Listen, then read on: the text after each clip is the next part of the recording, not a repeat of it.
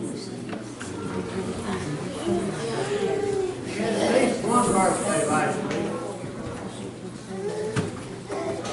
Maybe get your tractor dry. Brother, can you stand up? We're going to make happy birthday. It's your birthday last week. Elijah's, yeah, Elijah. I think the preacher. Okay, you stand up too, man. I'm shy standing up for myself. There's Elijah standing up. Oh, happy birthday to you, oh, happy birthday to you. May you feel Jesus near every day of the year. Oh, happy birthday to you, oh, happy birthday to you. For the best one that you've ever had.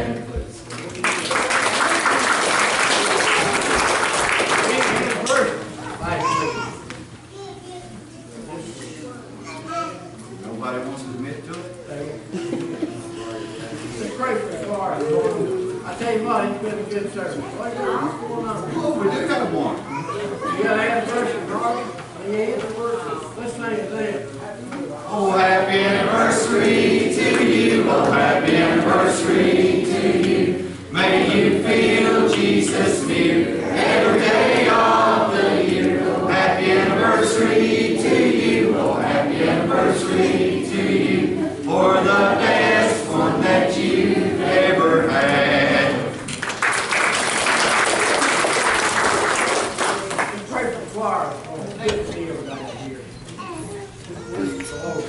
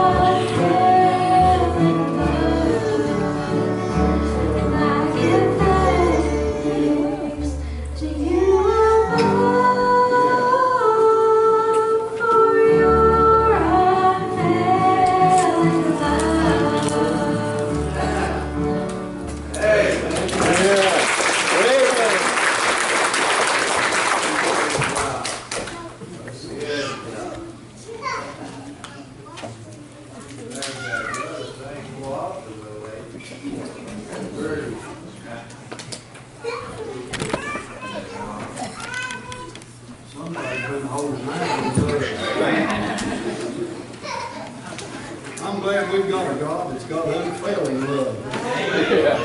Well, when things go wrong, He still loves us. Yeah, amen. When we're good, He loves us. When we're bad, He loves us. Do you realize today that you can't go so deep in sin that God don't love you? You can't do so wrong that God won't forgive you and He won't save you. I'm glad He's a God of unfailing love. God is love. Well, besides Him, there is none other. I'm glad of that. I don't know about y'all, but I just look forward to church all week. You mean I miss the service, and I'm about to start a day before I get back to church. But it's good to be here this morning. We appreciate all of you. Got a different thought on my mind today. We'll get right into the sermon. Turn with me, if you would, to the book of Jeremiah in the 5th chapter. And then after that, I'm going to be going over to 2 Peter in just a few minutes. The book of 2 Peter. And over there, we're going to look in the 2nd chapter over there then. 5th chapter of the book of Jeremiah. When you find it, if you would, we'd ask you to stand just for a few minutes. Thank God for this good crowd this morning. We hope and pray that God will bless you today. You will be back tonight. I'll say this while everybody's finding this scripture. If you're here today and you're not saved, I hope and pray that before this service comes to an end, that you can leave the house of God saying, I'm saved by the grace of God. The 5th chapter of the book of Jeremiah, and I want to read this slow. I want us to notice what Jeremiah is saying here, and I want us to just look at some things as we go through it. Maybe it won't take but a minute to read it. It won't hurt us to stand for just a second. Now, this was in an evil day. I want you to know that when Jeremiah was writing, and you'll find that God had pronounced judgment upon His people for what was going on, what the Jews were doing, and how they had continuously tempted God and turned away from God. And I'll tell you this before I start reading. Now, you notice how the Bible said it. It said, every nation that forgets God shall be turned, not cast, but shall be turned into hell. If you look down at the 26th verse, and y'all think I've got a crazy text here in a minute. At the 26th verse, God had Jeremiah write these words. It said, for among my people are found wicked men. They lay wait, as he that setteth snares, they set a trap. They catch men. As a cage is full of birds, so are their houses full of deceit. Therefore they are become great, and waxen rich. They're waxen fat, they shine. Yea, they overpass, or do more. The deeds of the wicked. They judge not the cause of the fatherless, yet they prosper, and the right of the needy do they not judge. Shall I not visit for these things, saith the Lord? Shall not my soul be avenged on such a nation as this? A wonderful and horrible, in other words, unreal, it's saying, or marvelous, and horrible thing is committed in the land. The prophets prophesy falsely, and the priests bear rule with their means. And notice, and my people love to have it so. And what will you do in the end thereof? You can be seated if you like. I'll read some out of Peter in a minute, and we're going to ask you to stand back up. The Bible said, among my people are wicked men. And I would ask you today, and I'll give you my text so that we'll go over to Peter in a minute maybe, and I want to read some over there. But my text today will just be one word: deliverance. Deliverance. I've often said it, and probably most of you here have heard me say it before, that the old timers, I've heard my father say it, and people that's here, I've heard your parents say it, some of you, and all them old time preachers, I've heard them say how bad things were going to get before the Son of Man splits the eastern sky and comes back for His people. They stood when I was a young man, Rick, and they tried to tell me how bad it was going to get. And I'm going to tell you what I've come to find out. They missed it. It's got far worse, Gene, than they used to tell us it was going to get. And you look at the wickedness that's overtaken our nation today, and it seems like the wicked are prospering. And it seems like those that are doing wrong are the ones that are getting by. Have you ever seen such a time when it seems like that God's people are so complacent? God said all this is taking place. And He said, my people love it so. Boy, I tell you, they're telling us anymore.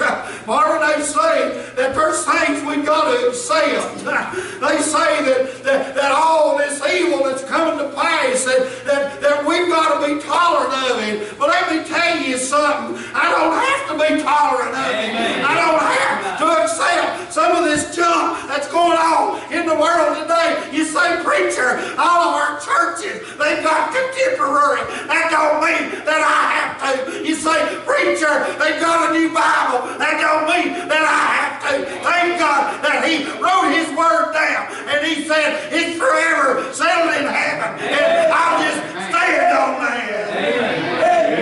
Amen. If the times that we live in today, if they don't try your soul, there's something that's going on. If they don't make you get on your knees and say, oh Lord, how long? There's something that's wrong with us somewhere. It looks like the church world today, you look out there at it, and the biggest part of it, they love the way things are. Amen. Turn with me. I'll never get there. 2 Peter, 2nd chapter.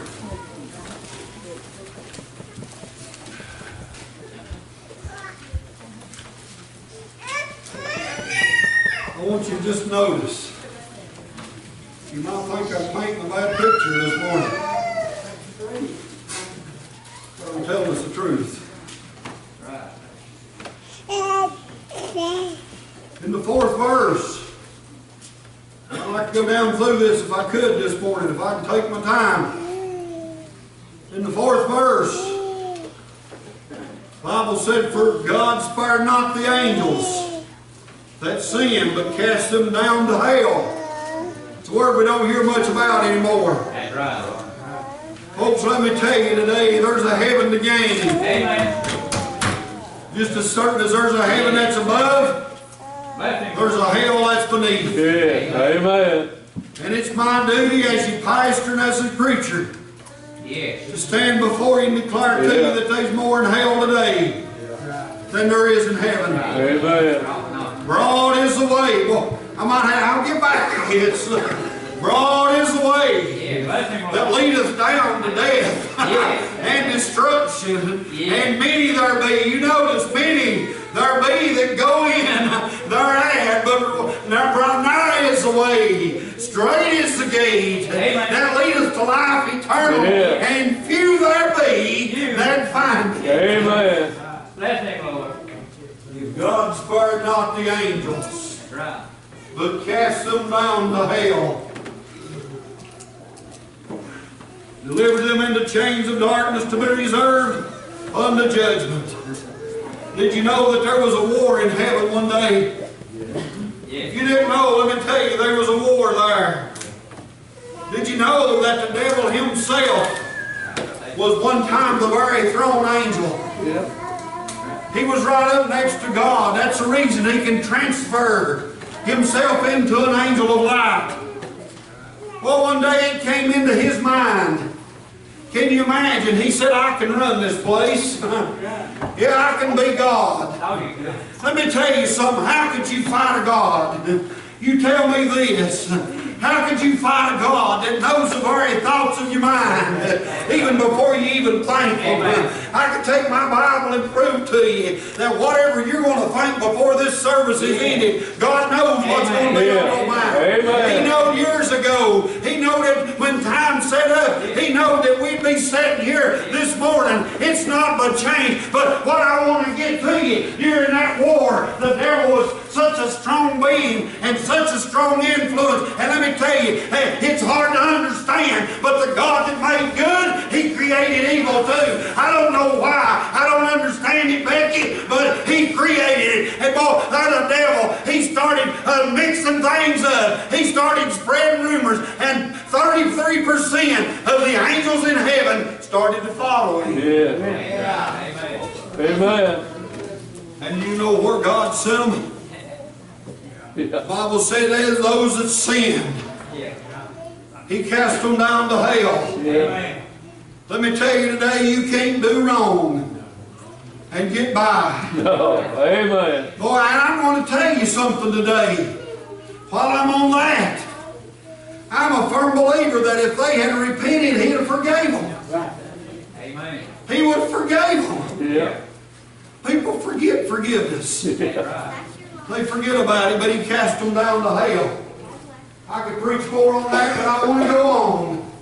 I want you to notice here in 2 Peter, said, "Inspire not the old world, but He saved Noah, the eighth person, a preacher of righteousness, bringing the flood upon the world of the ungodly." The Bible said that God looked out one day and it even repented Him that He had made man. Right. And you know what it said? It said, realizing that the intention, that the very thought of man's heart or of his mind was only evil continually. You look around at what we're living in today. You look what the Christian people are having to put up with today. Amen.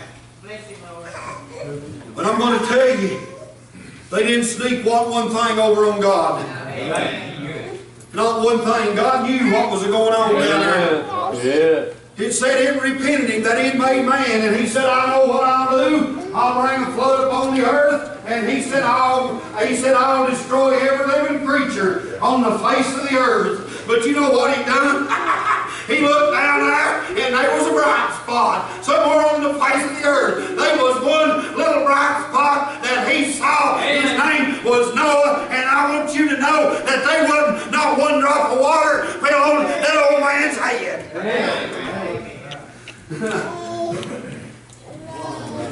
He destroyed the world with them walls which overflowed with water and perished. But He saved Noah, a preacher of righteousness. And I want you to notice as we go on, I want to hurry through this here if I can. This morning it said, and turning the cities of Sodom and Gomorrah into ashes, condemned them with overthrow, making them an example unto those that after should live ungodly, and delivered just Lot, vexed with the filthy conversation of the wicked. Don't it just, to get out in the world and hear the way that people talk today, don't that just sometimes, Wayne, it makes me sick plumb to my stomach. Amen. The conversations that we have to listen to. You know what? I believe the world just tries us sometimes. Yeah. I don't know why it come to my mind. I normally don't tell stuff like this. Me and Kathy sitting down piles one day. Y'all know we don't go down there much. We had the top down on the car. And there's 3 teenagers pulled up beside of us. Brother Wolf, I've never heard any nastier language. They got out of the car with filthy language and they started in the piles with filthy language. He and I stood all I could. They got just about ready to open the door and I said, "Hey!" They stopped and looked around and I said, "You boys come over here a minute." And they did. I thought I'm going to get whooped now. That one that was the worst, I said, "You see this woman sitting in this car?" He said, "Yes, sir." I said, "That's my wife. And I don't want her hearing trash talk like come out of your mouth." I said, "Ain't anybody ever raised you? If you don't respect yourself, respect the woman that's around." Amen. Boy, I thought I had it then. And you know what he done? He looked over at Kathy and he said, "Ma'am, I'm so sorry." He said, "You'll never hear me talk like that again." Sometimes we need to stand up. Yeah. Sometimes we need to take a stand for God. Yeah. Take a stand for what's right. Can you imagine old Lot down there in Sodom and Gomorrah, all that filthy, nasty talk he had to hear about, all this gay stuff, and I ain't going to honor it with getting into everything that was going on. The Bible said that he was vexed. His righteous soul was vexed with all that junk that was going on every day. Well, let me tell you something. My soul gets vexed every now and then too. Amen. Amen. Bless Him, Lord. Hey, preacher, you preached a lot about a lot of bad stuff here this morning. I ain't done yet. Bless Him, Lord. In the 9th verse, this is the point of the whole thing, I think. I want you to notice what the Bible teaches us. It said the Lord. I don't know how to stop what's going on today, Tim. And I ain't getting into politics, don't say that. We've got people now saying I can fix things. They can't fix it. Amen. They ain't a man alive that can. It said the Lord knoweth how to deliver the godly out of temptations and reserve the unjust unto the day of judgment to be punished. Well, let me tell you, we got people sitting around today, they're just so discouraged to see the state our nation's got in, the state our churches have got in. Amen. That not only they get discouraged, they just seems like they just start fading away. Yeah. Let me tell you something, folks. This ain't the first time this whole world's gotten this shape. But I'm going to tell you something else. It's the last time. Amen. This is the last time this world's going to get in this shape. God knows how to deliver the godly.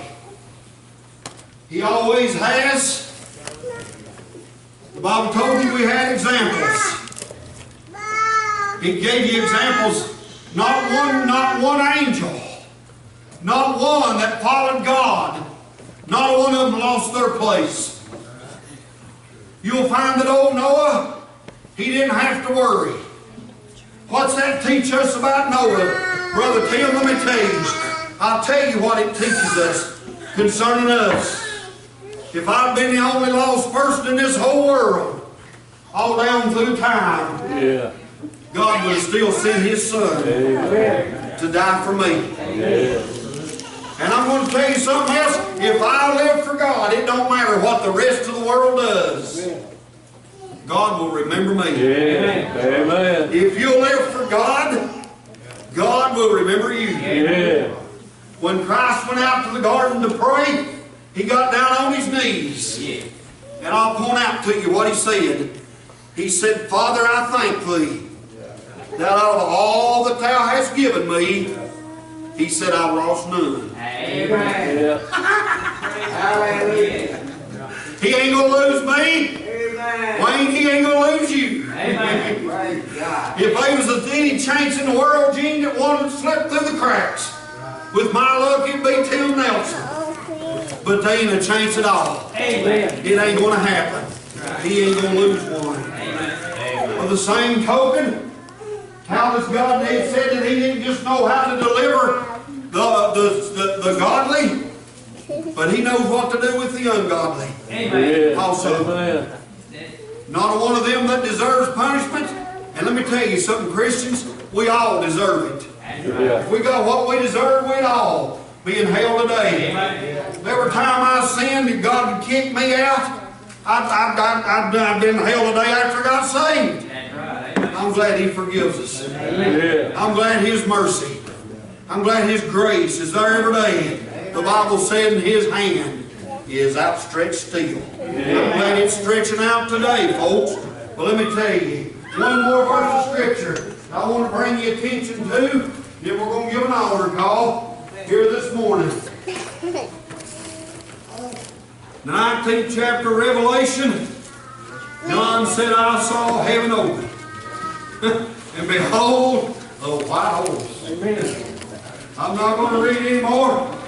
But boy, that rider that was on that white horse, you turn over and you read about him.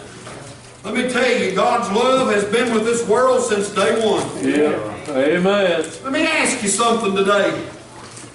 Have you ever had a real good, a real close friend, a best friend, and you make them mad at you? Have you ever turned a best friend into an enemy? Probably every one of us has, one way or the other. Boy, when you turn a best friend into an enemy, you got an enemy.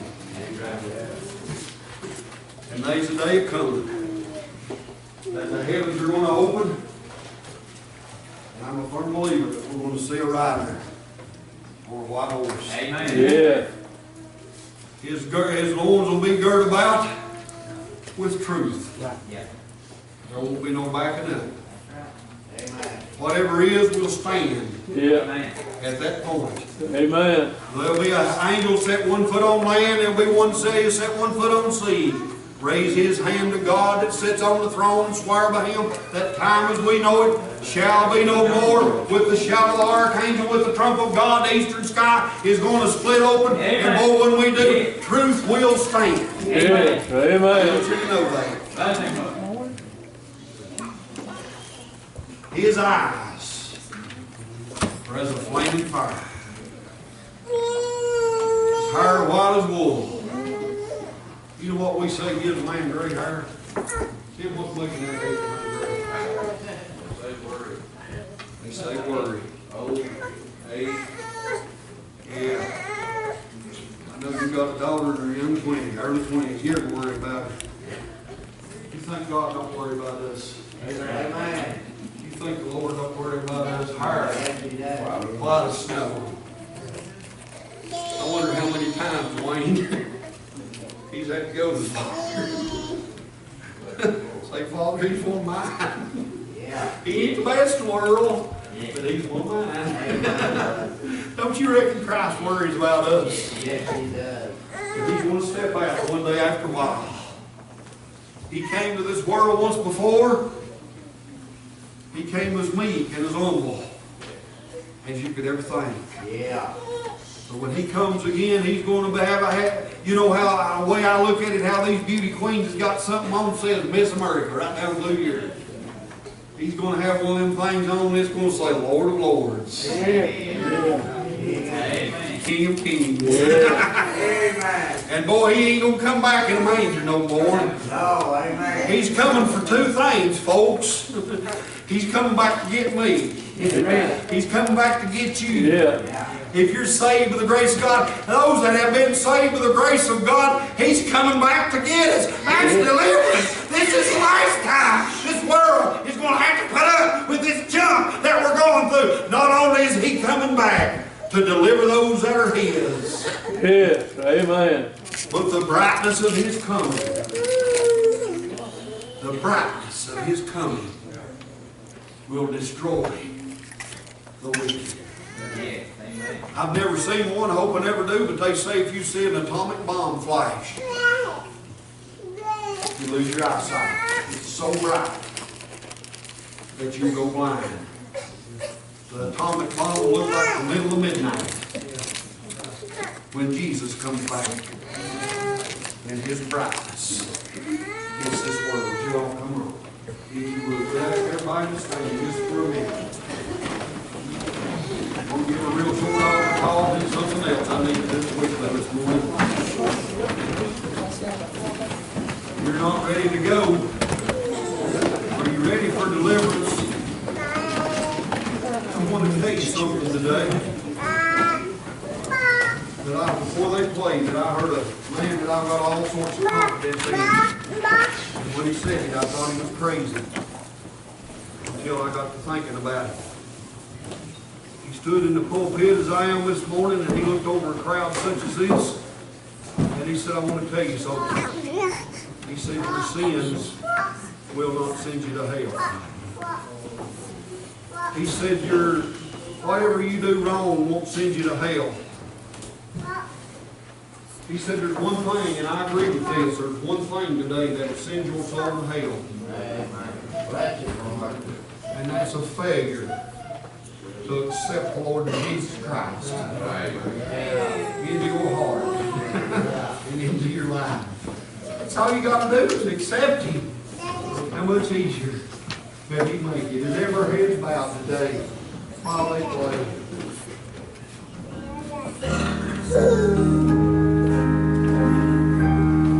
This morning, you need to come and tell Jesus. Something spoke to you while I was preaching. Might have scared you a little. Might have made you a little mad. Say, preacher, you made me mad. It wasn't me that made you mad. There was a lady here about 4 months ago. Sent word back to me that she wouldn't be back to church.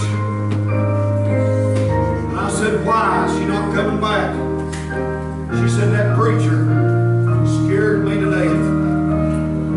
I sent her word back, honey, I wasn't a preacher. That scared you? It was the Holy Ghost. Got a hold of you down inside. Something speaking to you from inside this morning. Maybe that heart's fluttering in your chest. You don't know what to do about it. You don't know the song that they're playing on the piano and organ right now, the title. The name to that song, I must tell Jesus all of my troubles.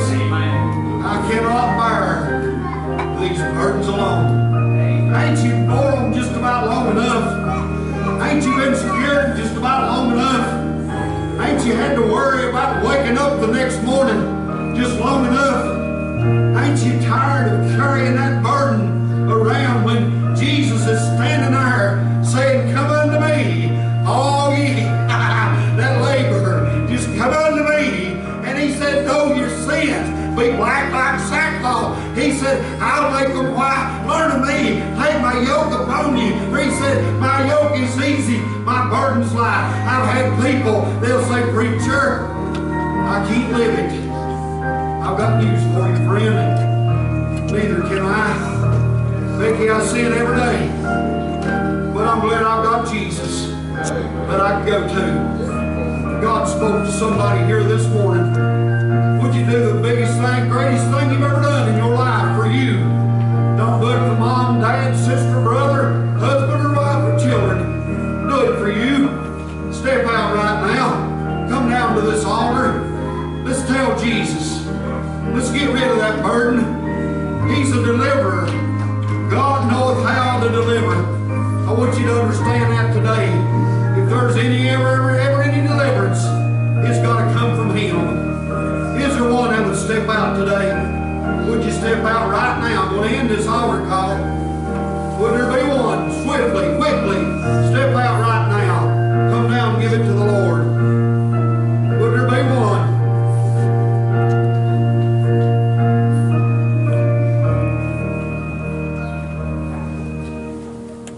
We'll ask them to play one more verse of that song about once every 2 months. We don't push people here at Blaze Mountain. We just believe in giving people an opportunity. We're just going to play just one verse. But if anybody would like to join the church this morning, we'd like to give that opportunity to people. So we're going to ask them to play one more while we remain standing. If there's anybody, and I'm not going to say anything else, anybody would like to join the church this morning, take fellowship with us, we give you the opportunity this time to come forward. Anybody that's interested in joining the church, this will be your time.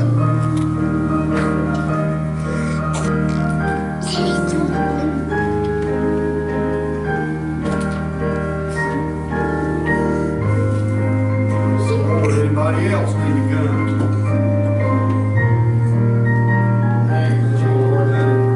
Anybody else? Anybody else want to join the church this morning? We don't want to linger, but we don't want to push nobody, but when God's done, God's done. Nobody else. We'll ask this sister, she's coming. Everybody be seated for just a second if you like. We'll call the church to seat in order. First, receive the new members into the body.